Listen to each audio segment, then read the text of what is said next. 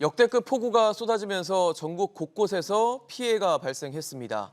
삽시간에 지하차도에 물이 차오르면서 충북 청주 오송에서는 참사가 벌어졌고 경북에서는 산사태로 쑥대밭이 되기도 했는데요. 이런 가운데 또다시 많은 비가 예고되면서 걱정을 키우고 있습니다. 매년 여름 이렇게 피해가 반복돼도 천재지변이라고 하면서 막을 기회를 놓친 것은 아닌지 이제부터라도 짚어보고 다시는 이런 안타까운 피해가 없도록 확실한 대비와 조치가 필요해 보입니다. 오늘 함께해 주실 세 분 소개하겠습니다.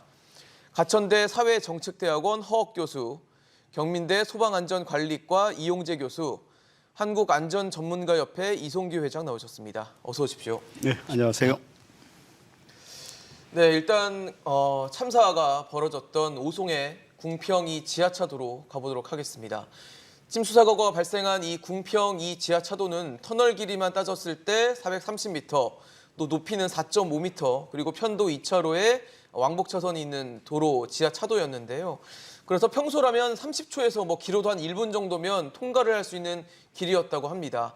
이렇게 짧은 금방 지나갈 수 있는 길이었음에도 이렇게 침수가 되고 또 참사가 벌어진 어떤 상황들에 대해서 좀 체크를 해보려고 하는데요. 이송규 회장님, 네. 참 안타까운 상황이었는데 네. 어떻게 보셨어요? 사실 이게 근처에 보니까 미호강이라는 데서 물이 막 들어오니까 네. 이게 사실 어떻게 감당하기 좀 어려운 정도로 물이 빠르게 차올랐던 것 같거든요. 그렇죠. 예. 지금 교수님께서도 말씀하셨지만은 지금 작동 펌프가 작동해봐야 지금 100분의 1, 1000분의 1도 안 되거든요. 그러네요. 6만 톤이 들어오는데 이게 100시간 돌렸을 때도 안 되고요. 예를 들어서 그 상황에서는 펌핑을 했잖아요.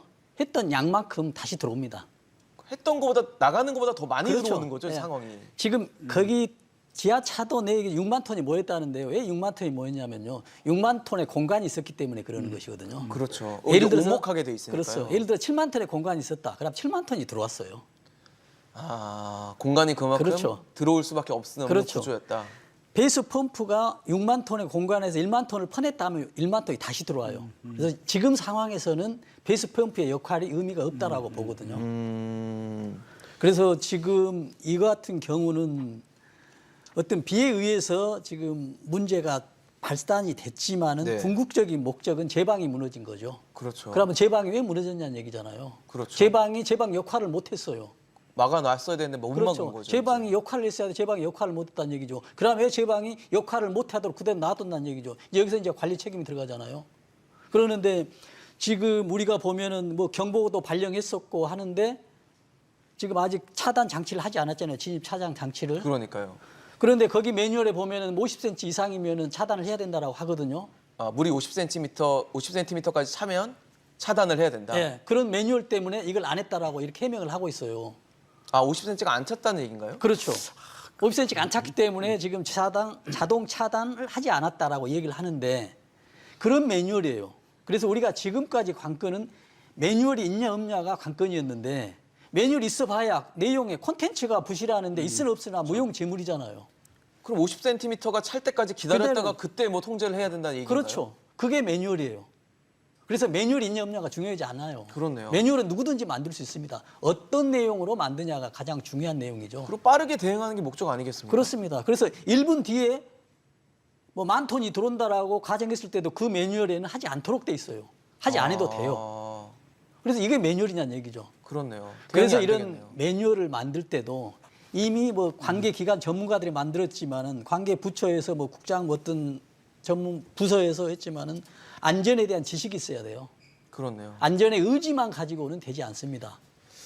그래서 이런 부분들이 굉장히 아쉽고요. 네. 여기서 보면은 이 터널의 또 특이한 점이 뭐냐면 올 6월 달에 여기서 불이 났어요. 화재가. 이 지하차도에서요? 이 지하차도에서 6월 달에요. 올 6월 달에. 얼마 전이네요. 얼마 그거. 전이에요. 예. 그래서 사망 사고는 다행히 없었어요. 그래서 그때 당시 거론된 게 뭐냐면 자동 차단 시스템을 설치해야 된다라는 이야기가 있었어요. 그리고 주민들이 불이 났을 때 이 지하차도가 문제가 있다라고 이야기를 했었는데도 불구하고 예. 이런 상황이 됐고 또 3년 전에 부산에서 말씀하신 대로 똑같은 지하차도에서 7대가 침수되고 3명이 되는 거 앞으로 계속 반복되고 있습니다. 지금 생각은 내년에도 이가 비가 오면 네. 또 반복될 것 같은 이런 우려가 생기고 있습니다. 회장님, 근데 말씀 주신 대로 50cm가 차오르면은 이제 통제를 하고 막고 이런 어떤 매뉴얼들이 있고 또 침수 사고가 발생하기 전에 4시간 정도 전에는 또 홍수주의보를 경보로 또 그렇죠. 발령하기도 하고 그다음에 주민들도 이거에 대한 얘기를 했다고 하는데 왜 통제가 안 됐을까요? 그러니까요. 지금 경보가 발령됐어도 주민들의 민원이 들어왔어도 차단하지 않았어요. 그러니까요. 결국 이게 사태는 어떻게 생각하냐면요. 저는 작년에 이태원 압사 사고 똑같아요. 민원이 계속 들어왔잖아요. 네네. 근데 왜 그러냐면 사람에 의해서 사람이 죽을 줄을 모르는 거예요. 그렇잖아요. 그러니까 대책을 안 세운 거예요. 작년에 이태원에서 불났다라고 신호가 들어왔어 봐요. 전화가. 신속하게 대응했습니다. 화재는 위험하니까. 그러나 이번에 똑같아요. 민원이 들어왔어요. 경고도 발령했어요. 네네. 그러나 담당자는 뭐 하는 거예요? 지하차도에 6만 톤의 물을 들어올지 생각도 못하고 들어왔더라도 사람이 그걸 모르니까 대책을 수립하지 못한 거예요. 저희 이성규 회장님 또 일정이 또 있으셔서 네. 다른 방송에서 또 이 관련한 내용을 아마 얘기를 하시게 될 것 같고 네. 다음 자리에 또 이런 어떤 우리가 보완하고 개선할 수 있는 자리를 한번 마련해서 회장님 모시도록 하겠습니다. 오늘 말씀 잘 들었습니다.